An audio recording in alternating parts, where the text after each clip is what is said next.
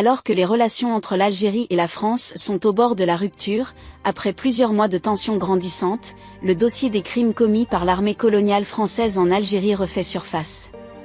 Fin décembre 2024, le président algérien, Abdelmadjid Tebboune avait réitéré la demande de reconnaissance par l'État français des crimes commis pendant la colonisation de l'Algérie, 1830 à 1962. Je ne vous demande pas de vous excuser pour ce qu'ont fait vos ancêtres, mais au moins, reconnaissez, avait-il déclaré lors d'un discours prononcé devant le Parlement algérien.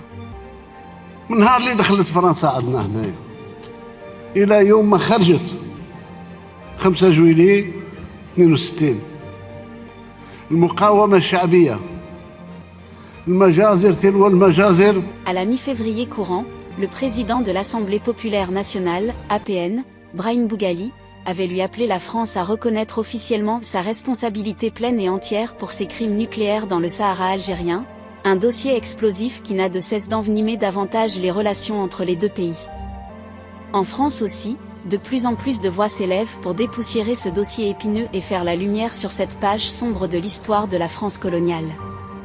Le journaliste Jean-Michel Apathy a récemment affirmé que la France avait commis des centaines d'oradours sur Glane durant cette période, faisant référence au massacre de 643 habitants par une division SS en 1944.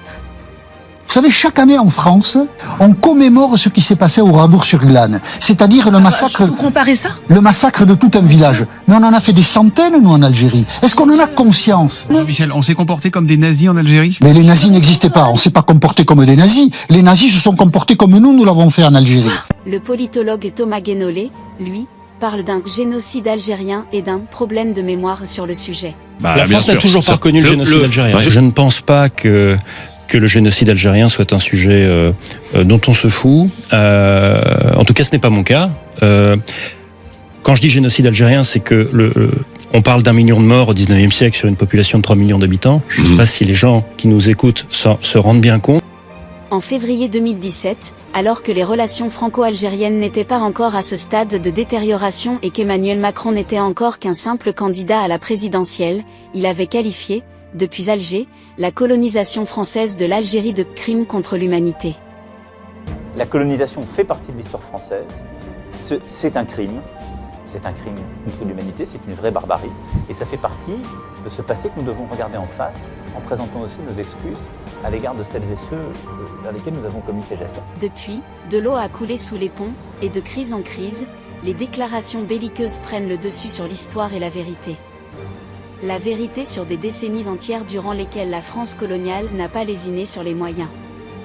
Dans son dernier ouvrage intitulé « Les crimes de guerre de la France en Algérie » et paru en octobre 2024, la chercheure algérienne Karima Aït Daman parle de « méthodes illégales », contraires au droit international et aux valeurs universelles de l'humanisme et des droits de l'homme. Elle évoque entre autres massacres répétés, exposition des têtes coupées, dépossession des terres, déportation massive des populations, rapt des femmes et enfants utilisés comme otages, razzias ou enfumades.